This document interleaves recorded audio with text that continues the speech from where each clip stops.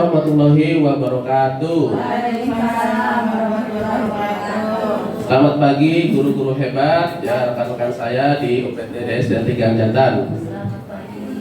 Pada hari ini saya ingin berbagi pengalaman dan juga materi setelah mengikuti modul ya 1.1 sampai dengan 1.4 di program guru penggerak ya.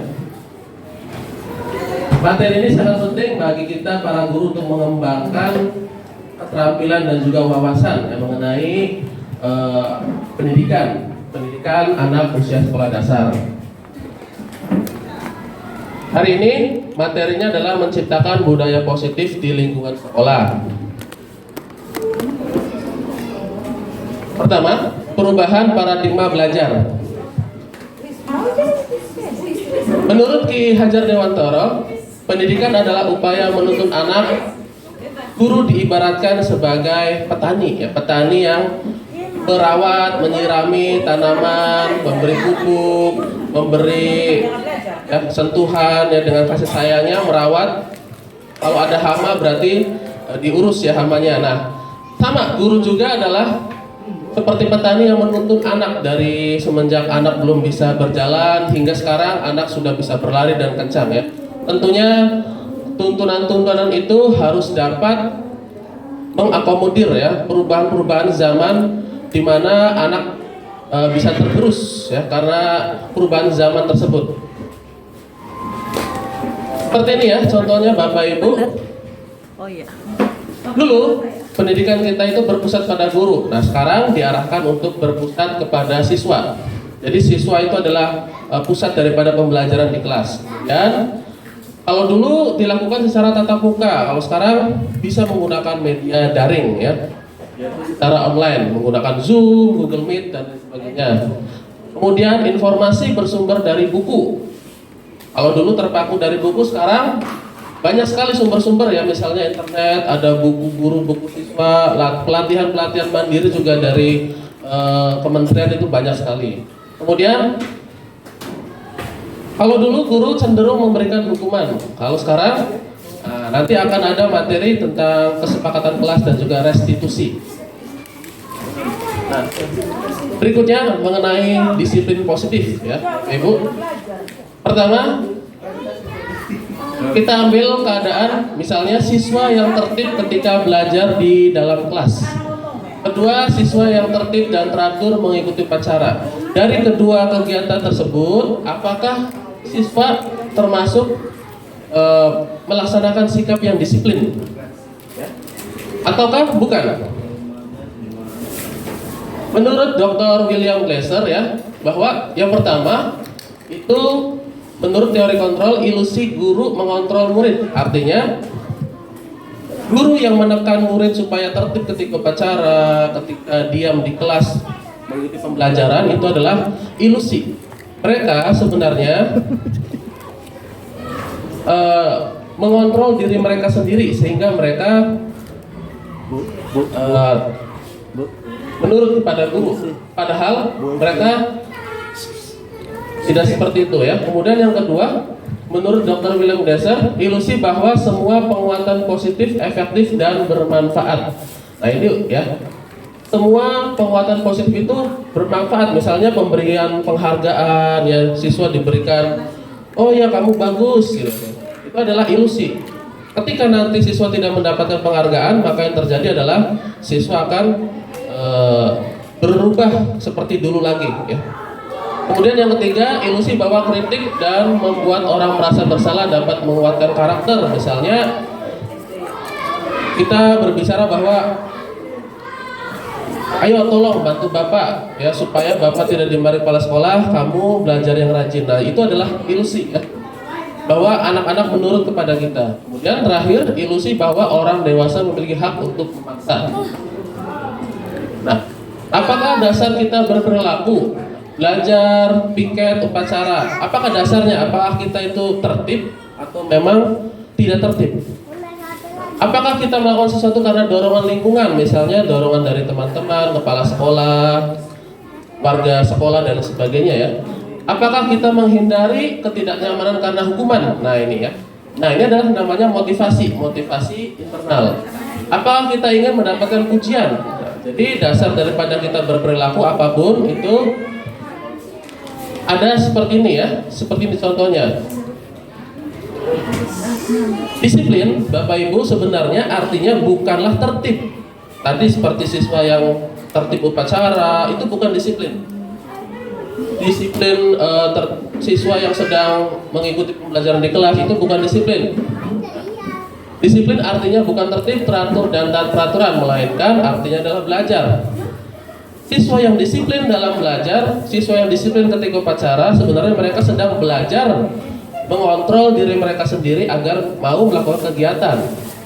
Ya, dorongannya bisa dari pujian, dari hukuman, ya, dari lingkungan sekitar.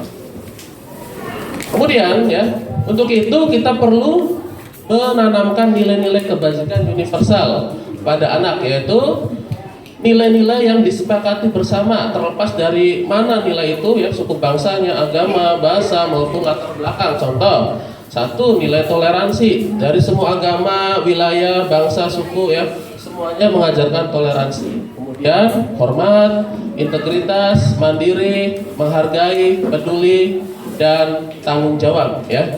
Nah, ini hanya sebagian saja contoh nilai-nilai kebajikan universal yang perlu ditanamkan kepada diri anak sebelum anak tadi belajar tentang disiplin. Untuk itu, bagaimana caranya supaya kita bisa menghadirkan anak-anak yang disiplin dalam belajar? Yaitu bisa melalui keyakinan kelas, ya. Keyakinan kelas. Mengapa keyakinan, bukan peraturan kelas saja? Nah, sebelumnya kita kan mengenal namanya peraturan kelas, ya. Misalnya siswa dilarang coret-coret di meja, itu peraturan, ya. Nah, mengapa sekarang kita ubah menjadi keyakinan? Coba jawab sekarang, ya. Misalnya, mengapa kita memiliki peraturan tentang penggunaan helm pada saat mengendarai kendaraan roda 2 atau motor, ya? Aturannya seperti itu, kita wajib menggunakan helm. Sekarang apa alasannya? Menurut nilai yang kita yakini, yaitu alasannya pasti untuk keselamatan, ya. Nilai-nilai keselamatan. Oke, berikutnya, mengapa kita memiliki peraturan tentang penggunaan masker dan mencuci tangan setiap saat? Ya, pasti itu ada tujuannya, ya. Alasannya tentu saja untuk kesehatan, ya, untuk kesehatan. Nilai-nilai daripada tadi keselamatan dan kesehatan itu adalah nilai-nilai yang kita yakini secara universal, ya, di seluruh dunia pasti kita mau sehat, mau selamat. Nah, nilai-nilai inilah yang perlu kita tanamkan ke anak sebelum membuat kesepakatan kelas. Kalau dulu namanya peraturan kelas, ya. Nah, ini, ya, nilai-nilai kebajikan universal yang disepakati secara tersirat dan tersurat lepas dari latar belakang suku, negara, bahasa, maupun agama. Tadi contohnya nilai keselamatan atau kesehatan. Berikutnya, nilai-nilai kebajikan bahwa menekankan pada keyakinan seorang akan lebih memotivasi seorang dari dalam.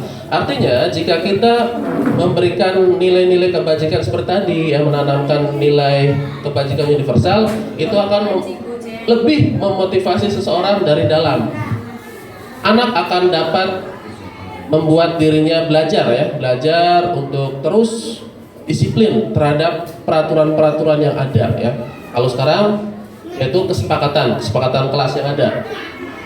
Jadi siswa bukan hanya untuk mendapatkan pujian, bukan hanya untuk mendapatkan menghindari hukuman, ketidaknyamanan, ya, tetapi siswa bergerak karena keinginannya sendiri.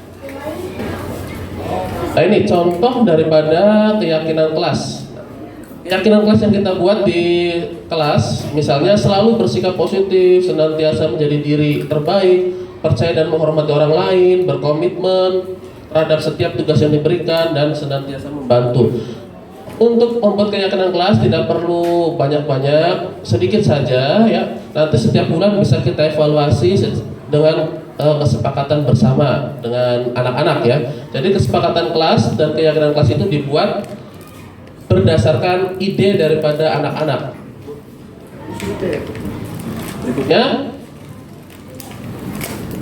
Manusia berperilaku itu mempunyai motivasi ya. Pertama tadi untuk menghindari ketidaknyamanan lingkungan, kemudian untuk mendapatkan imbalan, penghargaan ya, dan terakhir mereka ingin dan menghargai diri sendiri dengan nilai-nilai yang mereka percaya. Nah, ini adalah tahapannya, tahapan motivasi perilaku manusia ya. Pertama, tentu untuk menghindari ketidaknyamanan. Misalnya begini, contoh pada program guru penggerak ini kan pasti pertama-tama Bapak dan Ibu itu kan pasti diminta oleh kepala sekolah, disuruh ya. Kalau tidak mungkin nanti akan mendapat hukuman atau teguran. Nah, itu yang pertama ya, tingkatannya itu menghindari ketidaknyamanan. Nanti kalau saya tidak mengikuti program guru penggerak, saya akan dihukum oleh kepala sekolah, saya akan ditegur. Nah, itu ya. Tetapi kalau lebih jauh lagi, tahapan kedua yaitu untuk mendapatkan imbalan. Misalnya, wah saya mah nggak takut dihukum, tapi saya mah mau mengincar ini sertifikatnya untuk mendapatkan 306 jam ya kalau sudah terpenuhi nanti. Atau kalau lebih hebat lagi tingkatan kita yaitu yang tingkatan yang ketiga, menjadi orang yang mereka inginkan dan menghargai diri sendiri dengan nilai yang mereka percaya. Artinya mungkin kita mengikuti program guru penggerak itu bukan untuk mengincar tadi penghargaan atau untuk menghindari hukuman, tetapi untuk mengembangkan kemampuan ya, wawasan dan kemampuan kita. Nah ini ya. Kemudian masuk ke materi hukuman, konsekuensi dan restitusi. Nah biasanya kalau ada siswa yang melanggar aturan itu kan kita menghukum ya. Tapi ada juga istilah hukuman, konsekuensi dan restitusi. Ini contoh satu saja ya karena banyak. Contoh kalau hukuman itu apa Pak? Hukuman adalah sesuatu yang menyakitkan yang harus terjadi. Itu menyakitkan bagi siswa dan membuat anak itu menjadi orang yang gagal ya. Kemudian kalau konsekuensi itu sesuatu yang harus terjadi. Anak merasa tidak nyaman walau sebentar, tapi anak menyadari bahwa sesuatu itu harus terjadi. Dan terakhir, restitusi adalah pilihan. Jadi anak kalau dalam menghadapi masalah itu harus menemukan pilihan. Apakah harus menyelesaikan masalah dengan A, B, C, dan seterusnya. Nanti di materi terakhir ini ya, dijelaskan lebih jauh. Contoh kasus seperti ini ya. Edo dan Beni bertengkar di kelas ya. Bertengkar hebat lah. Kemudian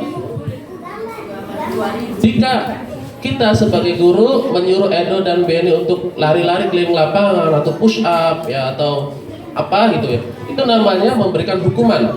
Ingat, hukuman itu adalah sesuatu yang menyakitkan dan membuat anak menjadi gagal. Lari-lari keliling lapangan membuat anak menjadi capek dan juga merasa malu di depan teman-teman yang lain. Nanti setelah mendapatkan hukuman, apakah anak-anak akan berubah? Belum tentu ya. Anak malah merasa menjadi anak yang gagal, malu pada teman-temannya. Kemudian yang kedua, ada guru yang memperlakukan begini. Guru menyuruh Edo dan Beni membersihkan kelas dari hasil kesepakatan kelas. Misalnya tadi kalau ada yang berantem, bagaimana nih kalau ada yang berantem atau apa? Yaudah bersihkan kelas atau bersihkan WC. Itu adalah kesepakatan kelas yang dibuat. Nah itu merupakan konsekuensi. Jadi kalau ada anak misalnya tadi mengotori meja, mengotori papan tulis, konsekuensinya apa nih? Membersihkan gitu. Konsekuensinya apa nih? Membeli yang baru, misal taplak meja yang baru, ya udah beli yang baru. Tergantung kesepakatan kelas yang ada ya. Dan kalau terakhir restitusi, yaitu guru menjadi manajer. Nah nanti akan dibahas ya. Guru menjadi manajer dan menguatkan Edo dan Beni sehingga masalah yang mereka hadapi tadi, mereka akan kembali lagi ke kelompoknya dengan pribadi yang lebih baik lagi ya, lebih unggul, lebih percaya diri lagi. Nah, sebelumnya kita perlu mempelajari tentang 5 kebutuhan dasar manusia yang menjadi penyebab daripada perilaku-perilaku mungkin dalam tanda kutip kenakalan siswa ya. Pertama adalah bertahan hidup. Nah ini, semua manusia pasti punya kebutuhan bertahan hidup. Jika hidupnya terancam, maka manusia akan melakukan tindakan yang misalnya kurang baik. Nah itu ya, misalnya tentang siswa bertahan hidup itu misalnya tentang siswa yang mungkin dihina ya, disinggung oleh temannya. Nah, itu siswa akan bertahan hidup, mempertahankan harga dirinya atau mempertahankan tubuhnya ya. Barangkali ada siswa yang dipukul oleh temannya, dibully, nanti siswa akan melakukan perlawanan. Kita perlu telusuri sampai situ ya. Kemudian yang kedua adalah kebutuhan akan kasih sayang. Biasanya siswa yang di rumah tidak terpenuhi kebutuhan kasih sayangnya, itu biasanya akan mencari perhatian di sekolah, misalnya dengan melakukan kenakalan dengan temannya ya, tidak mematuhi peraturan dari sekolah, seperti itu. Kemudian kebutuhan akan kebebasan. Nah, kebebasan di sini artinya bukan bebas sebebas-bebasnya, tetapi kadangkala siswa juga membutuhkan kebebasan. Mungkin di rumah terlalu dikekang oleh kedua orang tuanya sehingga di sekolah menjadi siswa yang pribadi yang kurang baik ya. Kemudian keempat adalah penguasaan. Setiap manusia itu butuh penguasaan ya. Penguasaan atas barang, atas manusia lainnya. Gitu. Maka tidak heran jika ada kompetisi antar siswa. Siswa merasa saya lebih baik daripada siswa lain karena memang kebutuhan penguasaan itu ada pada kebutuhan dasar manusia. Dan terakhir, kebutuhan kesenangan ya. Fun berarti kesenangan ya. Siswa melakukan sesuatu karena mungkin kebutuhan kesenangannya tidak terpenuhi di rumah sehingga dilampiaskan di sekolah. Nah, ini jika ditemukan masalah, kita jangan menghakimi siswa terlebih dahulu, kita telusuri kebutuhan mana yang tidak terpenuhi oleh siswa ya. Jangan nanti dimarahin. Nah, berbicara masalah kebutuhan tadi, itu harus kita hadapi dengan menjadikan diri kita sebagai posisi kontrol atau mengendalikan siswa. Kita ada di tahap yang mana sih? Pertama, kita sebagai tahap penghukum. Penghukum itu berarti adalah guru sebagai tahap yang paling rendah, paling bawah ya, yang bisa kita lakukan. Yaitu kita menggunakan hukuman fisik maupun kata-kata atau verbal ya. Contohnya begini, patuhi aturan saya atau awas nanti. Nah, kamu selalu saja salah. Pasti selalu yang terakhir selesai. Itu ya. Kemudian yang kedua, kalau kita lebih baik lagi yaitu membuat merasa bersalah. Kita tidak menghukum tetapi kita membuat siswa merasa bersalah. Itu kita menggunakan orang lain sehingga mereka tidak merasa nyaman atau merasa bersalah terhadap diri kita sendiri ya. Contohnya, ibu sangat kecewa sekali dengan kamu jika ditemukan siswa yang misalnya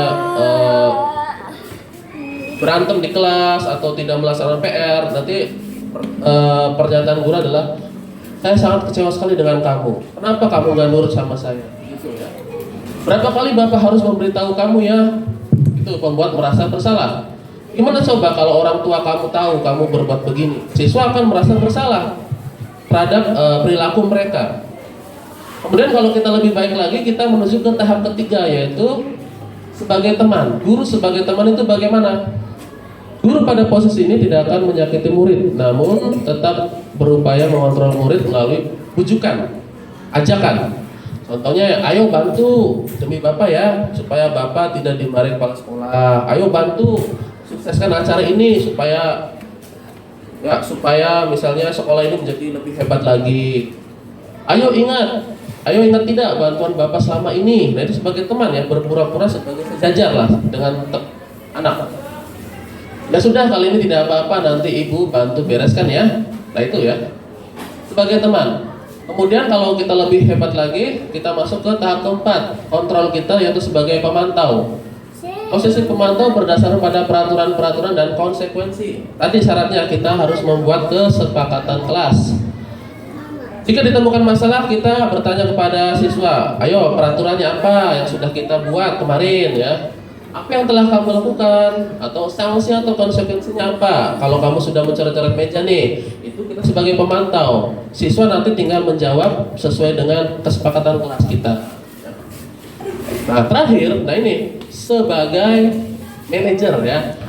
Manajer adalah posisi di mana guru berbuat sesuatu bersama dengan murid. Mempersilakan murid mempertanggungjawabkan perilakunya sesuai pilihannya ya, mendukung murid agar dapat menemukan solusi atas permasalahannya sendiri.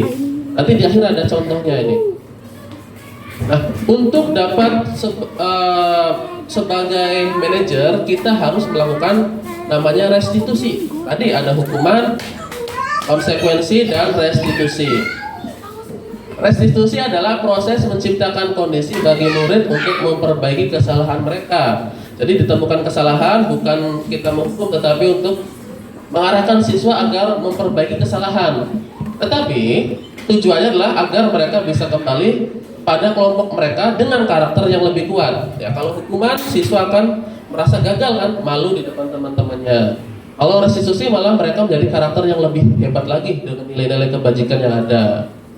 Nah, tahapannya itu adalah disebut dengan segitiga restitusi. Pertama, menstabilkan identitas. Setelah itu, validasi tindakan yang salah, dan terakhir menanyakan keyakinan. Ya, contohnya seperti ini. Pada tahap menstabilkan identitas, guru biasanya berkata seperti ini. Udah, salah itu nggak apa-apa, wajar, namanya juga manusia itu ya. Pada tahap menstabilkan identitas. Saya juga pernah kok melakukan seperti kamu waktu kecil dulu, nah itu ya. Setelah itu masuk ke tahap validasi tindakan yang salah. Ketika ditemukan kesalahan, siswa mengaku salah, kita berbicara. Padahal kamu bisa ya melakukan yang lebih buruk dari ini ya, seperti itu. Kamu pasti punya alasan kan melakukan pertengkaran seperti itu. Nah, itu contohnya ya. Dan terakhir nanti kita masuk ke tahap menanyakan keyakinan. Apa yang kita percaya sebagai kelas atau keluarga tadi? Apa keyakinan kelas yang sudah kita buat? Ya, apakah sesuai dengan keyakinan kelas tersebut? Nah, nanti siswa akan menjawab sesuai dengan keyakinan kelas kita yang sudah kita buat. Contoh kasusnya seperti ini ya, ini yang terakhir. Mario dan Adi tidak sengaja melempar makanan ketika di kantin. Ya. Terkena muka Pak Joko. Nah, ya. Mereka sedang bercanda dan tidak sengaja itu. Bagaimana? Apa yang dilakukan Pak Joko? Apakah membuat mereka push up itu, keliling lapangan atau menjewer? Ya. Langkah apa yang sebaiknya dilakukan? Hukumankah, konsekuensikah, atau restitusi? Tentu jawabannya adalah restitusi supaya mereka lebih baik lagi ke depannya ya, bukan hanya memecahkan masalah tapi juga membuat mereka menjadi lebih baik lagi. Tahapan yang bisa Pak Joko lakukan yaitu pertama Pak Joko memanggil mereka berdua ke dalam kelas, lalu menanyakan kesalahan mereka sambil berbicara begini, Bapak di sini bukan untuk mencari siapa yang salah. Bapak di sini untuk mencari penyelesaian sama-sama. Berpikir sama-sama tentang apa yang bisa kita lakukan untuk memperbaiki situasi ini. Jadi Pak Joko nanti bisa menambahkan juga, dulu Bapak juga pernah melempar makanan atau melempar botol tidak sengaja kena teman atau kena guru. Nah itu menstabilkan identitas. Berikutnya mungkin siswa menjawab iya Pak gitu. Nah kemudian kita validasi tindakan yang salah. Kalian pasti melakukan itu ada alasannya kan ya. Pasti seru ya main-main gitu di kantin, lempar-lemparan dengan teman.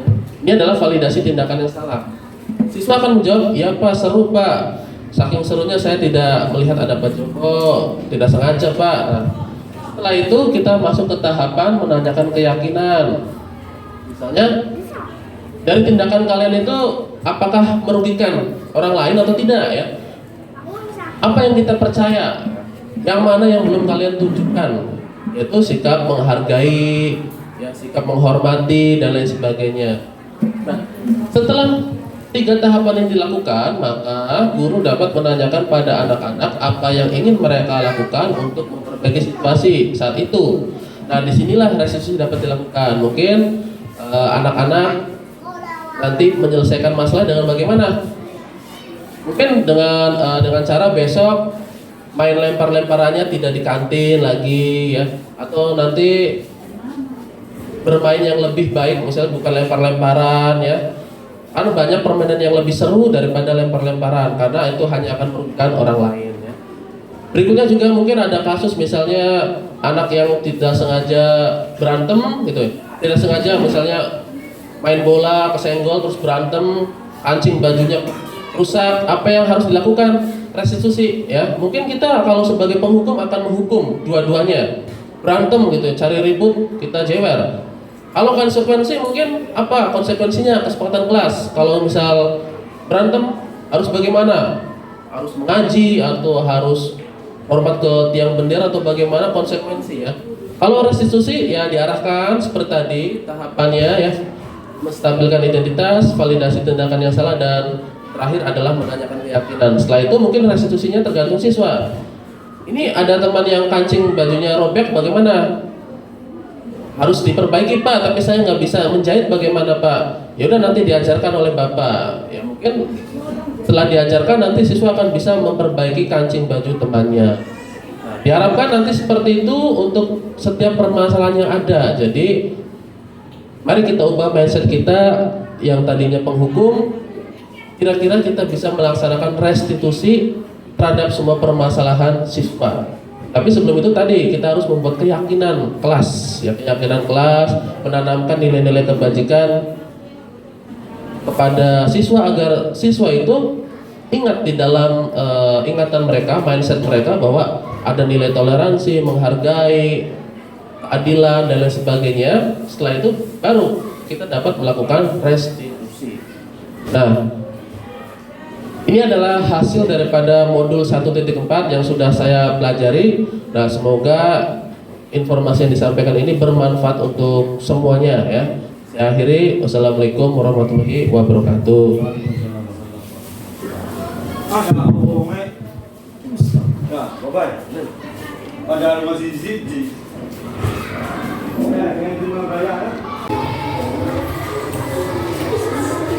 Tidak usah perhatikan kamera ya. Fokus ke depan saja. Kita mulai. Assalamualaikum warahmatullahi wabarakatuh.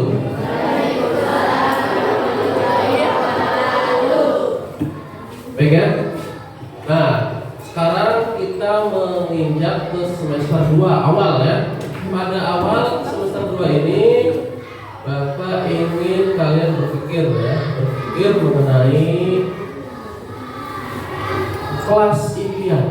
Kelas impian itu apa Pak? Kelas impian itu adalah kelas yang kamu idam-idamkan. Seperti apa suasananya, seperti apa pembelajarannya. Berikut aturan-aturannya. Ya, contoh begini. Contoh ya.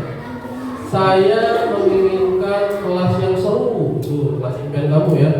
Kemudian saya ingin agar semuanya hadir tepat waktu, atau saya ingin teman-teman saya aktif dalam diskusi, atau saya ingin sekolah saya itu bersih, saya ingin kelas saya itu bersih dan sebagainya. Itu adalah kelas impian ya. Bisa melihat gurunya yaitu Bapak ya, bisa melihat kelas kamu bagaimana ini ya, bisa juga melihat seragam, saya ingin seragam sekolah yang bagaimana begitu ya. Itu adalah kelas impian. Tentu kelas impian itu berdasarkan hal-hal yang baik. Ya, misalnya tentang kepedulian kamu, tentang kedisiplinan kamu, ya, tentang kerjasama yang baik, ya, tentang hubungan yang akrab antara murid dan guru atau bagaimana. Itu adalah kelas impian. Intinya adalah kamu memimpikan sekolah yang bagaimana, sekolah yang keren atau yang hebat. Kamu tuliskan nanti ke dalam ini ya, tuliskan ke dalam memo yang akan Bapak bagikan satu persatu. Tulis, tidak usah diberi nama ya.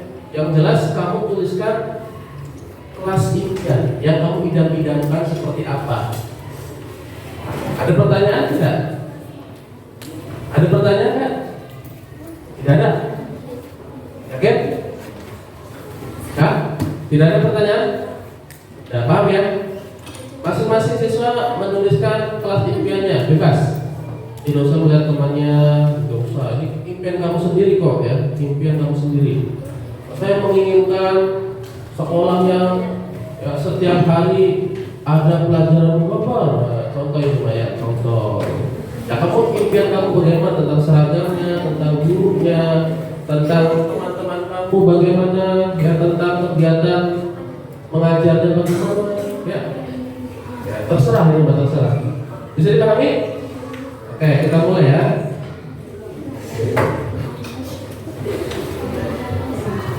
Ambil satu persatu ya.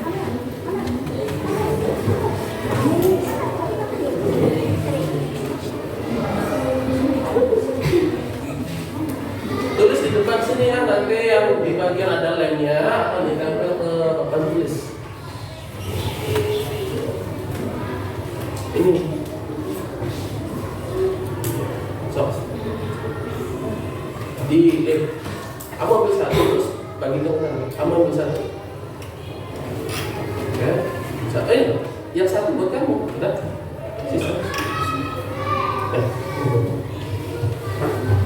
Ini. Ini satu. Nah, ini yang sisanya buat teman kamu sana. Kamu ambil satu aja. Kamu ya, kamu ambil satu deh. Yang banyak bagikan ke teman kamu. Sama dengan itu. Nah, udah nggak usah. Jadi kalau kurang bilang ya.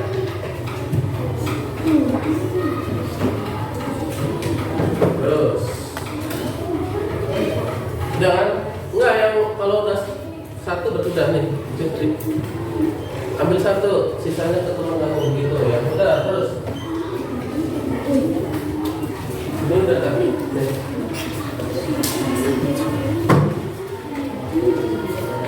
Satu. Ada yang belum kebagian?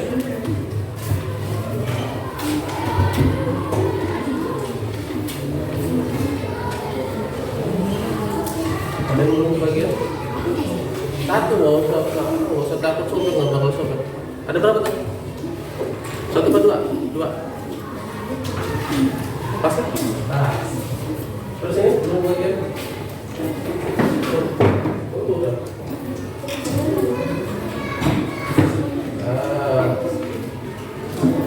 Silakan. Satu lagi. Ambil. Jadi udah pasti. Nah sekarang silahkan tuliskan ya, tidak usah diberi nama, langsung kamu tulis kelas impian kamu. Karena kelas impian itu tidak hanya sebatas kelas saja, tapi juga bisa melihat halaman sekolah, bisa melihat teman-teman yang lain ya. Tuliskan satu saja kelas impian. Ya.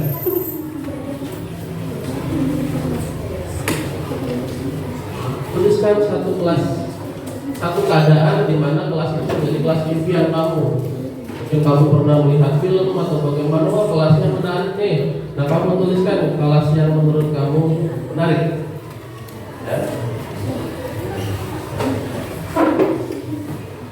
Silakan.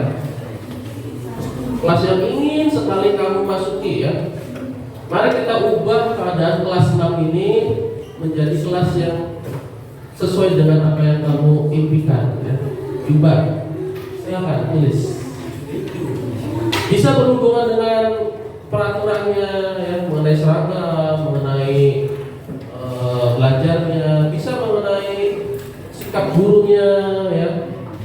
Bapak Ibu guru ini harus begini ya, boleh. Bisa tentang teman. Saya menginginkan teman yang begini, kelas dulu ya, tulis.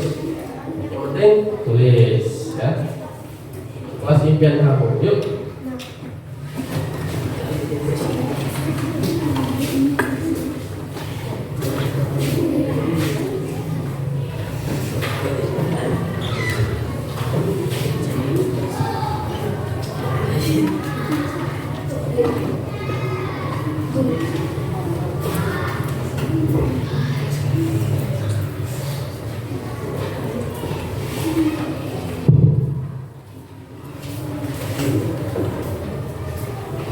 Tulis. Karena dari apa yang akan kalian tulis itu akan insya Allah akan Bapak wujudkan ya. Bersama-sama kita akan wujudkan. Kita akan wujudkan bersama kelas impian kita.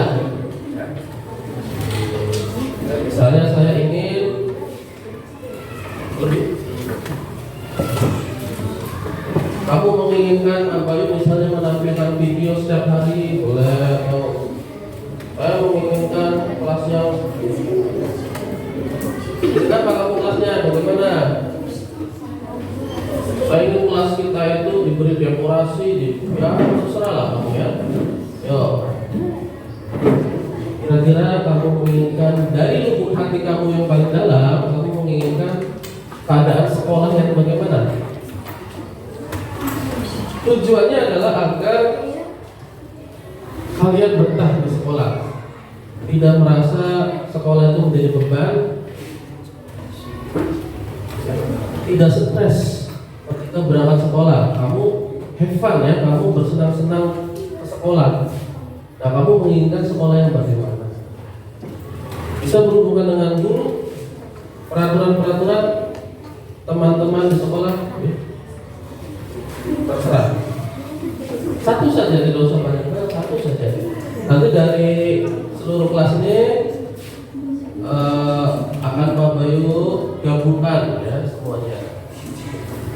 Yuk, ada yang sudah? Kalau sudah silakan tempel maju ke depan sini, lalu tempelkan ya di kelas impian di sebelah kiri, ya sebelah kiri sini. Yuk, Dinda sepertinya sudah tempel ke situ loh. Nabila kalau sudah tempel, ya. Tempelnya bebas, yang rapi ya tempelnya ya, biar tidak bertumpuk dengan temannya yang lain. Silakan. Ya.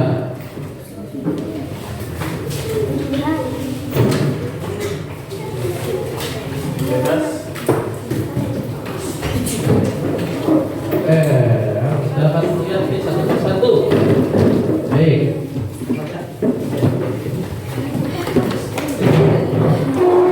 Jangan berhenti ini, berhenti. Yang rapi ya, kira-kira lurus. Balik. Balik.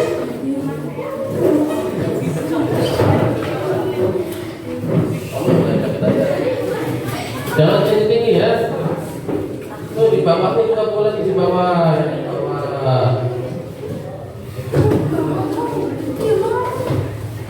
Itu di bawah nah. Punggungnya semakin ke atas. Ya, ya. Ya sudah, duduk kembali. Apa mau lihat dulu nih?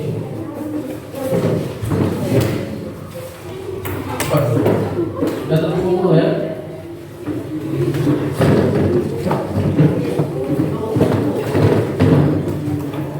Ya, silakan.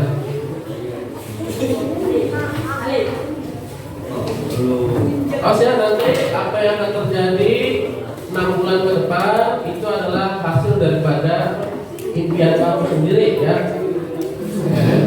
Silakan. Satu lagi, pindah. Selesai. Ada lagi. Silakan. Sudah.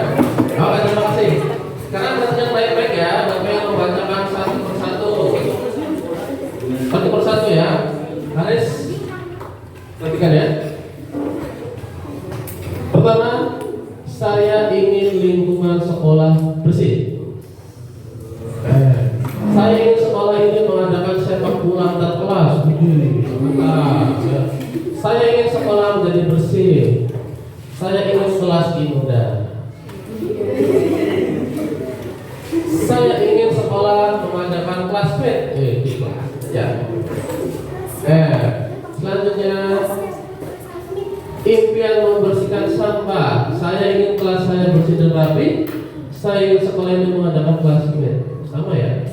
Saya ingin kelas saya bersih dan seru. Saya ingin sekolah ini mengadakan kelas fit. Saya ingin kelasnya hidup rukun. Saya ingin teman kelas asik. Saya ingin kelas bersih. Saya ingin kelas saya bersih dan rapi. Kelas yang sederhana dan sejuk. Sederhana dan sejuk. Saya ingin kelas yang bersih, toilet bersih, kelas juga bagus. Saya ingin teman-teman saya aktif di sekolah. Saya mau sikap teman saya lebih baik dan sempurna. Saya ingin ada dekorasi di kelas. Bagus. Saya menginginkan kelas saya menjadi teman saya aktif. Ya. Saya kelas yang bersih dan rapi, saya kelas yang ada dekorasi. Saya di depan kelas banyak tanaman. Nanti akan kita bawa tanaman. Saya mengingat satu-satu sekolah ini damai, tidak ada rukun mungkin ya. Saya ingin belajar menggunakan permainan suasana dan saya ingin gurunya baik. Bapak jahat dulu ya. Saya ingin kelas saya jadi seru dan kelasnya bersih. Baik ya. Dan tidak ada yang kurang ya. Dari beberapa impian kamu tadi, ya, kita akan membuat satu keyakinan atau kesepakatan kelas kita ya. Tadi ada beberapa anak yang menginginkan agar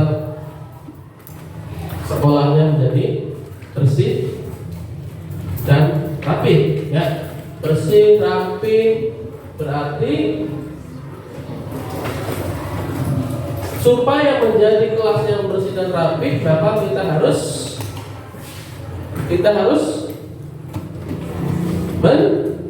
menjaga kebersihan lingkungan sekolah. Siapa yang menjaganya? Kita semua. Ya. Kalau semuanya menjaga, tapi ada satu teman yang mengotori, maka sekolahnya bersih apa tidak?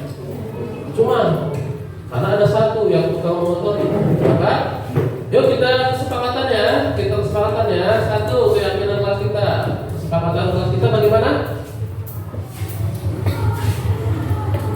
Kita harus peduli terhadap lingkungan. Jadi pertama kita harus peduli terhadap apa? Lingkungan. Oke. Maka ketika kamu menemukan teman yang membuang sampah sembarangan, tegur. Ayo ingat kesepakatan kelas kita. Katanya kita mau kelas yang bersih, sekolah yang bersih. Kalau kamu membuang sampah sembarangan, maka sekolah kita tidak akan seperti itu ya. Kalau ada teman yang membuang sampah sembarangan ketahuan, sedang sarapan, plastik esnya dibuang di sampingnya, tidak di tong sampah, kamu tegur ya. Ingat kesepakatan kelas kita harus peduli terhadap lingkungan dengan cara tadi, menjaga lingkungan ya. Kemudian yang kedua, tadi Bapak melihat yang mana nih? Saya ingin gurunya baik. Tidak masalah ya. Saya ingin gurunya baik. Oke. Yang baik itu yang bagaimana? Baiknya bagaimana? Kita kesepakatan bersama ya. Oke, hubungan antara Bapak dan kalian adalah hubungan antara guru dan murid. Berarti sama saja dengan hubungan antara orang tua dengan anaknya, ya. Iya, semua juga baik, tapi ada batasan-batasannya ya, di mana kalian tidak boleh menganggap Bapak itu adalah teman kalian, diperlakukan seperti teman. Misalnya, ya kalau kamu sama teman bagaimana? Ya, kalau bercanda, misalnya dorong-dorongan, sama guru dorong-dorongan ya nggak boleh, ya. Yang baik di sini adalah masalah apa? Masalah apanya? Baik bagaimana? Dah, tidak apa-apa ya. Berarti yang kedua adalah saling peduli saja ya, saling peduli ya. Saling peduli. Saling peduli di sini tidak hanya Bapak dan kamu, tapi juga kamu dan teman sekelas ya. Oke, kesepakatan kelas kita harus saling peduli. Kalau kamu melihat ada teman yang kelihatannya lesu, tanyakan, sarapan dulu. saling peduli. Oke, awas nih Aris. Kalau melihat teman kamu jatuh, jangan disorakin ya. Tolongin. Kalau melihat teman kamu bertengkar, lerai. Tidak bisa dilerai, peduli dong ya. Dengan cara bagaimana? Dengan cara ya boleh panggil bapak atau ibu guru, boleh ya. Panggil. Kalau kamu tidak sanggup panggil. Kalau kamu sanggup, teman kamu berantem, waktu siapa yang berantem kamu lupa? Lerai, bisa ya, bisa. Saling peduli seperti itu, termasuk nanti ya kalau ada apa-apa, Bapak peduli nih ya. Apalagi sebentar lagi kamu akan menghadapi ujian ya, pedulinya lebih tinggi lagi nanti. Oke, selanjutnya apalagi nih? Saya ingin toilet yang bersih ya tadi. Kita harus peduli terhadap lingkungan. Kalau terutama yang laki-laki nih, habis menggunakan toilet harus siram, cari air, ambil gayung, cari air, siram. Ya, sepakat?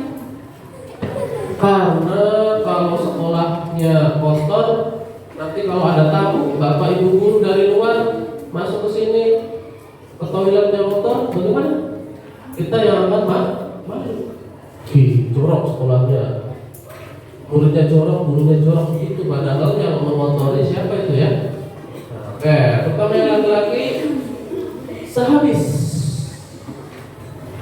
pipis, apalagi PAP atau bagaimana, cari gayung. Sebelum pipis tuh lihat gayung tuh ada kan?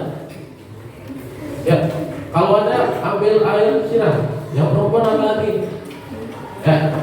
Yang perempuan harus lebih bersih lagi karena perempuan beda dengan laki-laki. Oke, saling peduli ya. Intinya itu saling mengingatkan. Kalau ada teman yang sakit, ingatkan. Teman yang malas, ingatkan. Teman yang lupa bawa PR, ingatkan. Dan ini tidak hadir, peduli ya, peduli. Besok bilang ke Danti, pengen dalam catatan kita beli, kalau ya. Peduli itu begitu. Selanjutnya, saya ingin sekolah ini mengadakan classmate ya, banyak yang classmate. Classmate itu bagaimana? Classmate itu yang bagaimana? Enggak, classmate itu yang bagaimana sih? Apa lomba atau apa classmate? Kenapa? Afizal bagaimana classmate itu bagaimana? Lomba berarti hubungannya porak ya. Nah, kalau ini karena ini menyangkut dengan kelas lain, Bapak akan meminta kebijaksanaan dari Bapak Kepala Sekolah. Berarti melalui rapat nanti akan Bapak sampaikan ya. Akan Bapak sampaikan ketika ada rapat. Kalian menginginkan setelah misalnya ujian atau UTS ya mengadakan lomba-lomba begitu. Classmate namanya itu boleh. Masalahnya di kelas 6 masih sampai ketemu kalau kelas 3 ya umumnya. Ya. Oke. Yang ini dilihat dulu ya berarti ya. Bersih, rapi, kelas yang sederhana dan sejuk. Bagaimana kelas kita kurang sejuk nggak? Kurang kan? Kalau kurang bagaimana? Bersedia tidak mengenai penambahan kipas? Bersedia nggak? Siap nggak? Siap nggak kalau ditambahin kipasnya satu lagi? Tapi ya dananya ada nggak? Kalau nggak ada siap nggak untuk iuran? Begitu saja. Siap nggak? Siap? Untuk dekorasi kelas bagaimana? Kita akan mempercantik kelas kita begitu dengan cara dekorasi. Siap untuk dekorasi? Ya berarti ya. Berarti nomor 3 itu kesepakatan kelas kita adalah apa? Peduli terhadap lingkungan sudah, saling peduli antar teman ya, antar teman. Oke, Pak. Terus nomor nomor 3 adalah merawat kelas ya. Oke.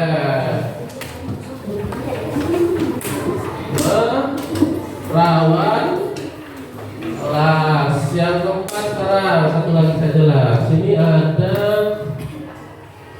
tidak boleh bertengkar, berhukum, tidak saling peduli, berarti ya sudah masuk ya. Saya mau sikap teman saya lebih baik dan sempurna. Wah, kayak judul lagu ya. Sempurna.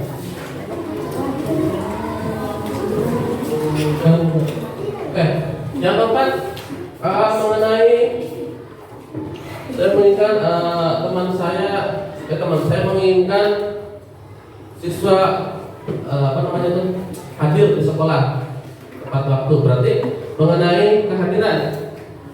Sekarang kehadiran kita masuk pukul berapa?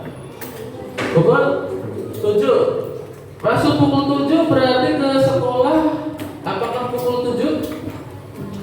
Sebelumnya ya.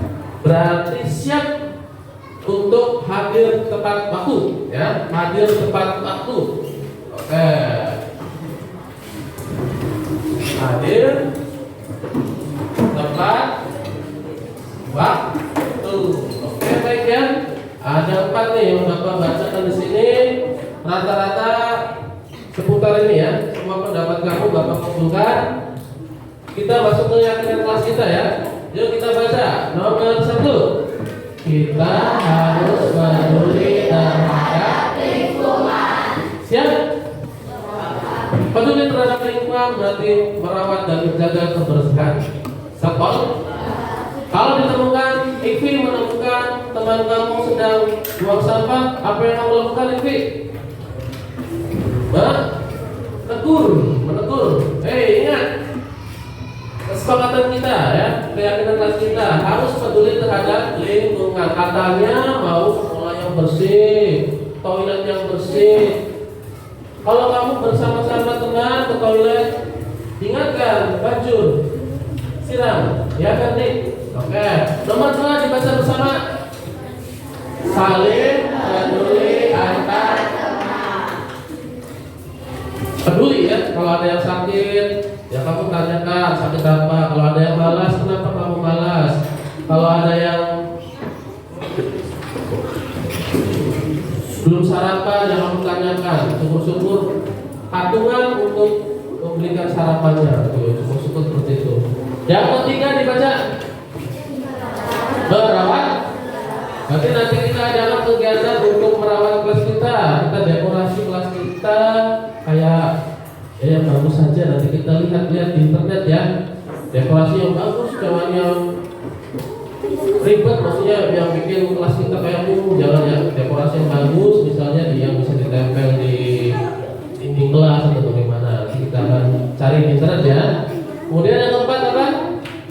Hadir tepat waktu. Oke, untuk kehadiran tepat waktu siap nih? Ketika upacara bendera Bapak tidak ingin nanti ada harus tidak ingin kelas 6 itu kesiangan. Ya, sebelum pembawa acara membacakan teks kamu harus sudah baris. Siap ya? Sebelum teman-teman kamu membacakan surat-surat pendek, kamu sudah ada di sekolah. Jangan sampai masih bawa tas dari rumah, ya, kesiangan. Dion, siap, Dion. Awas nih, hadir tempat kamu siap. Semuanya siap? Siap, benar ya? Oke, baik, itu saja ya kesepakatan kelas kita. Nanti kalau ada apa-apa kita akan ubah kembali ya. Yang jelas supaya menciptakan sekolah yang kamu idam-idamkan, kita harus melaksanakan 4 hal ini ya. 1, 2, 3, 4. Kalau ada yang melanggar, nanti Bapak akan kembalikan ke keyakinan kelas kita ya. Kan ya, keyakinan kelasnya ya. Nanti Bapak akan cetak lah, di print nanti tempel di sini. Oke. Terima kasih. Itu saja ya. Nanti Bapak yang menginginkan kita harus semuanya komitmen menjalankan kesepakatan kelas. Baik ya? Oke. Mati dulu.